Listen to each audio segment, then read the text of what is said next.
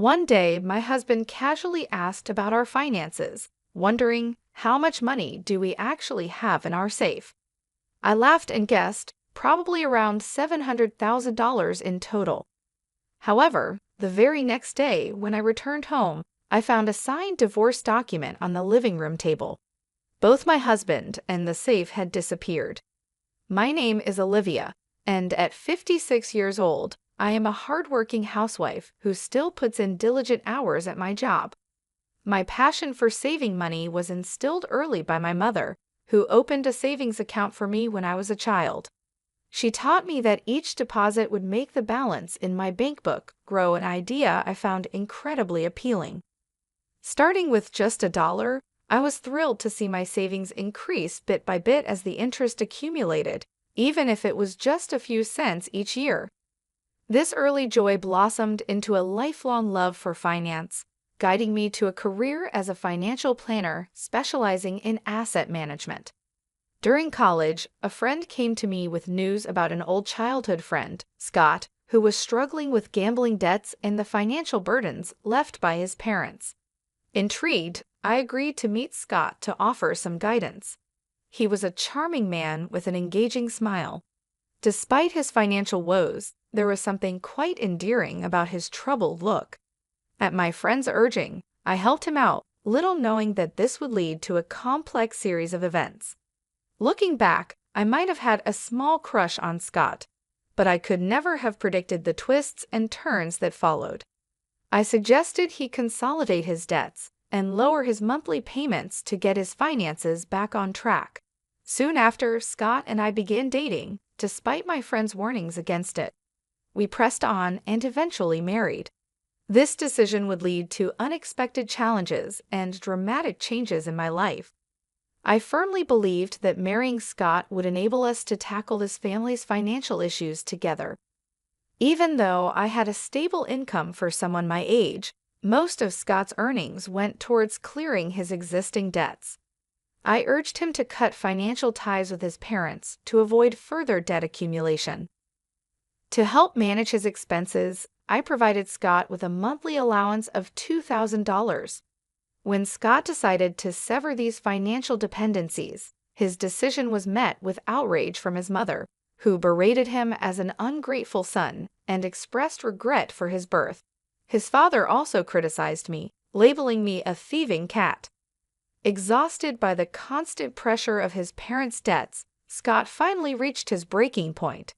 He firmly told them he wasn't just an ATM and that he was doing his best to manage his own life. He returned to me, relieved to be free from the recurring arguments about money with his parents. Shortly after, we were blessed with the arrival of our son, Gary, a handsome boy who was the spitting image of his father and quickly became my pride and joy. As Gary grew, it became apparent that he had inherited some of Scott's traits, like his lack of discipline and indecisiveness. Over the years, Scott struggled with borrowing money from predatory lenders, dealing with loan sharks, and occasionally manipulating friends into lending him money for gambling. Despite these challenges, I managed to keep him on the right track, and after 23 years, we had managed to reduce his debt to about $13,000, nearing full repayment. However, a significant turning point occurred when Scott received a call that his father had collapsed and was hospitalized. Scott left work early and sent me a message apologizing for breaking our promise to avoid contact with his parents. He explained that his father had suffered a minor stroke. While it wasn't life-threatening, it was serious enough that he should not overexert himself. Scott expressed his desire to stay with his parents for a while to offer support during this difficult time. Despite my offer to join him, Scott insisted that I stay focused on my work and avoid the potential for mistreatment from his parents.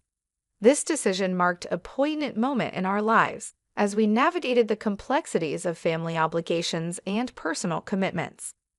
I had provided Scott with some extra funds to help with hospital visits, anticipating that his parents might be struggling with medical bills.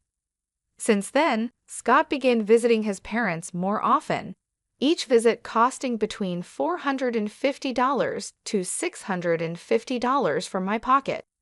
It appeared that my in-laws were facing financial hardships and depended on Scott for support. Though these amounts added up to roughly $3,200 to $3,800 each month, I decided to ignore it for the time being. A year had elapsed since my father-in-law's health scare, and both in-laws had visibly aged. I felt they needed someone to support them during this challenging time. As for me, my perennial hobby was always about saving money. One day, while I was pulling out my bank book from the safe with a smile, Scott, who usually paid little attention to my financial habits, curiously asked, "Hey, how much money do we actually have in that bank account you always look at so happily?" I casually replied, "It's about $700,000 now." However, the following morning, I discovered divorce papers on the living room table, and both Scott and the safe had disappeared. At breakfast, despite the shock, I couldn't help but smile, realizing Scott had been eyeing the money in the safe. Moreover, he had planned to take the entire safe with him. Although not the sharpest tool in the shed, the thought of him trying to physically carry the entire safe almost made me burst out laughing. In our home, we have a red cat named Bella, and we installed a pet camera to watch her adorable antics, which brought joy to my days. During lunch breaks, I would tune in to watch the camera, finding delight in Bella's endearing behavior. One day, as I turned on the camera, an unexpected scene unfolded in our living room on a weekday. My in-laws and my husband Scott were having a surprising conversation. They marveled at the nice house Scott was living in and praised what they thought was his excellent salary.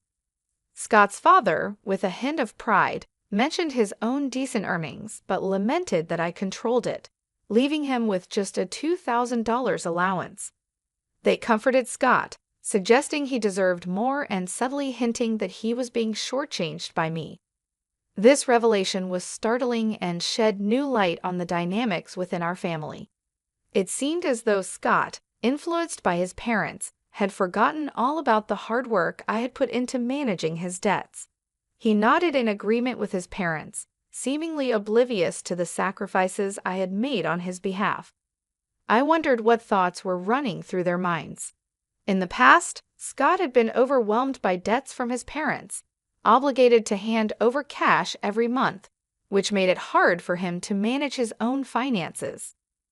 Now he was complaining that it wasn't fair for him to receive only $1,000 a month, especially when his wife me had substantial savings in the bank. As Scott aired his grievances, my in-laws' eyes sparkled, eagerly exchanging glances as they awaited his reaction. "How much is in that bank account of yours?" they prodded, leaning forward with anticipation.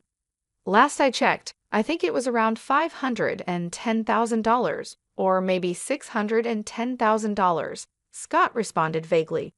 They pressed further, questioning whether that money rightfully belonged to him.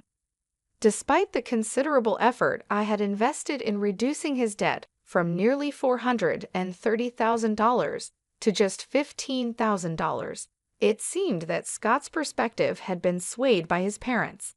His easygoing and indecisive nature, despite his charm, led him to side with their views. Witnessing this conversation through the pet camera, with my hard-earned savings potentially at risk, left me utterly devastated. Tears streamed down my face as I sat at my work desk, watching the scene unfold on my phone. I had been diligently managing our living expenses from Scott's income, allocating most of it to repaying his debts. The realization that all the efforts to secure our financial future were being undermined by his parents' manipulation was heart-wrenching. Despite providing Scott with a $1,000 monthly allowance from my own earnings and explaining this arrangement to him, it seemed as if he had forgotten everything over the past 23 years. I had given myself to him unreservedly, but the current circumstances left me feeling desolate and pitiful. My heart ached as though I was drowning in my own sorrow, and I felt as if I was on the verge of breaking. Nevertheless, I made sure to record their conversation and sent the footage to my son. Overwhelmed by the emotional strain, I left work early that day, seeking solace at my usual bar, where I shared my woes with the bartender. His gentle words of comfort helped me, and in that moment, any lingering affection and intoxication for my husband dissipated.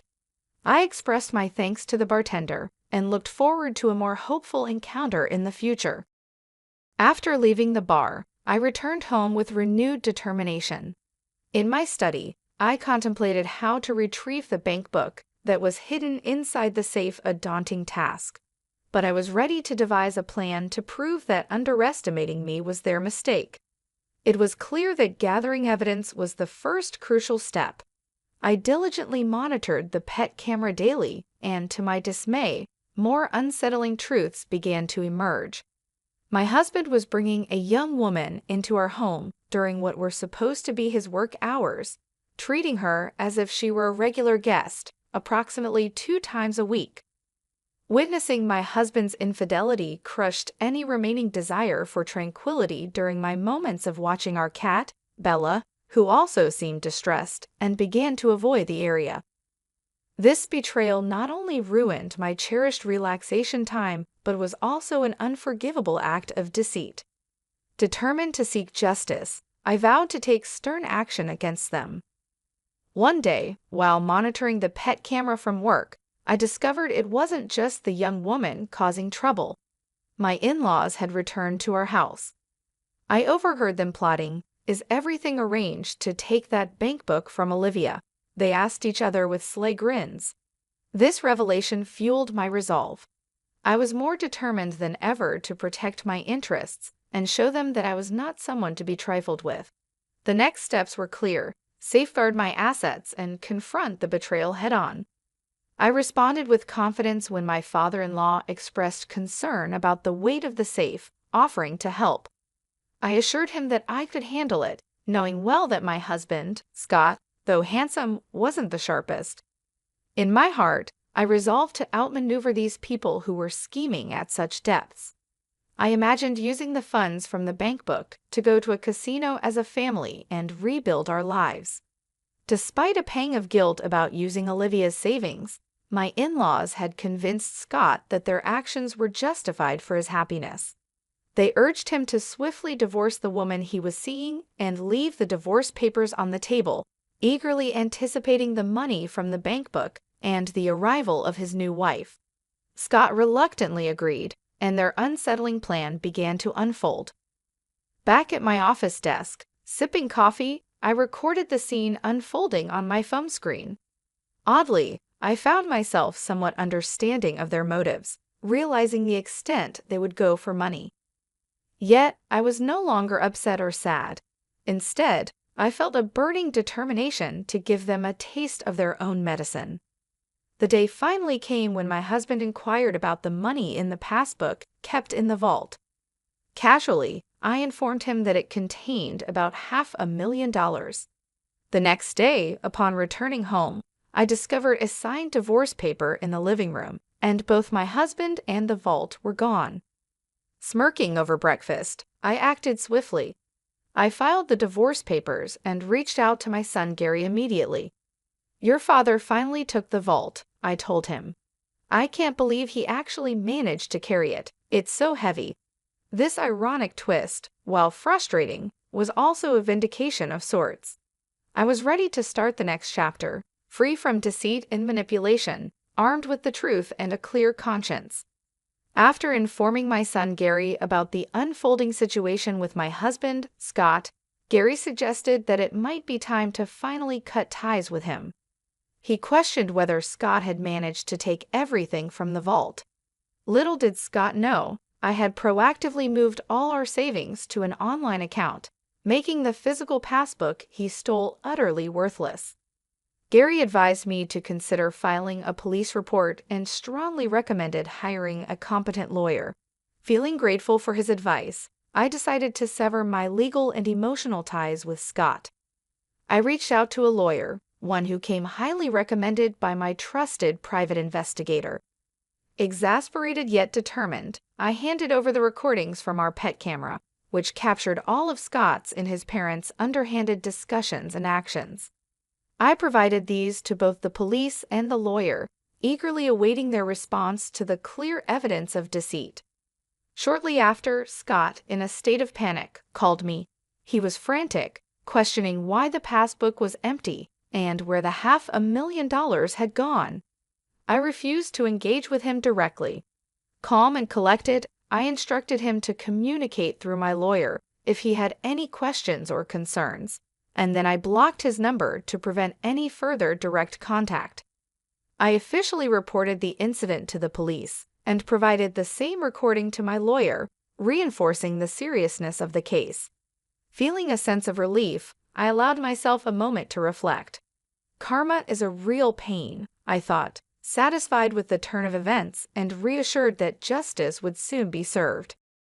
Not long after taking these steps, I received a call from the police. They informed me that they had apprehended Scott, although unfortunately the vault had been damaged. It appeared that in his desperation, Scott had forced it open, and in a fit of rage upon finding it empty, he or possibly his accomplices had set it on fire. The contents inside, though mostly old papers and some personal effects, were completely destroyed.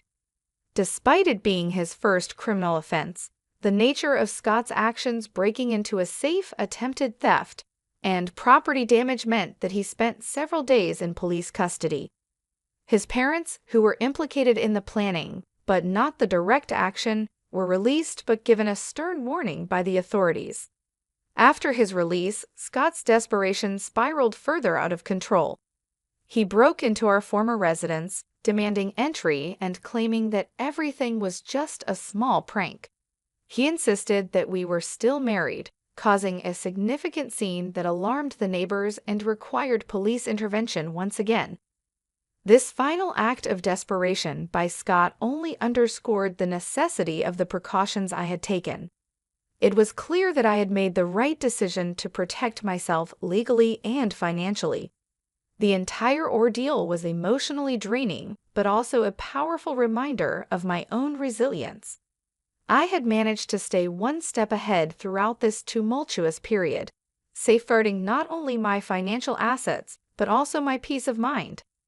Now, as I looked forward to a quieter, more stable future, I felt a profound sense of closure and readiness to move forward. The tumult of the past months had been challenging, but it reaffirmed my capabilities and strength. I was ready to rebuild, focusing on my well-being and that of my son, free from the deceit and manipulation that had marred my previous life with Scott. After the latest incident involving my ex-husband, I didn't hesitate to act swiftly. I immediately called the police, and he was taken into custody once again. Following this, I contacted my lawyer to begin the legal proceedings necessary to obtain a restraining order against him and to explore the possibility of seeking compensation for the emotional distress caused by his infidelity and the subsequent chaos he brought into our lives.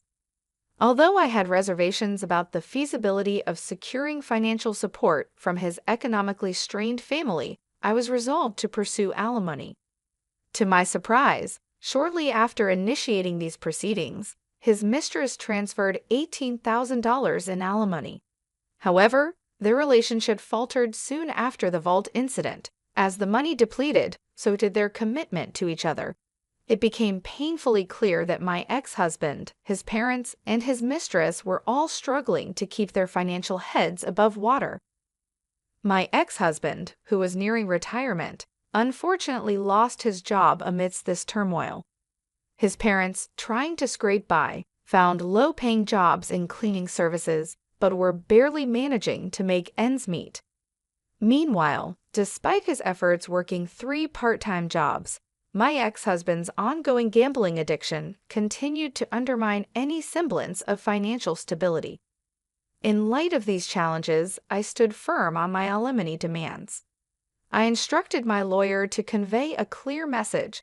Real apologies must be demonstrated through actions, not just empty words. If they truly regretted their actions, they needed to show it tangibly, which in this context meant financially.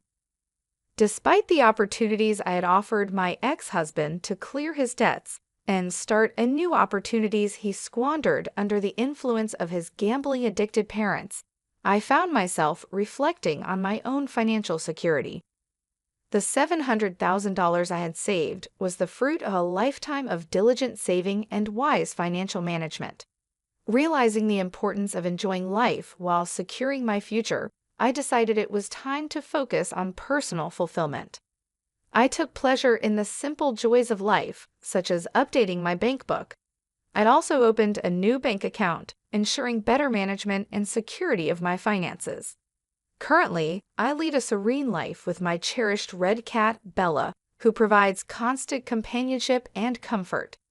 My son occasionally visits, bringing with him stories of his own life adventures and his girlfriend, which adds a layer of joy to my days. Now, my priorities center around self-care and planning for the future. One of my first actions was to consider the purchase of a new, larger vault, a practical measure to ensure the safety of my accumulated savings.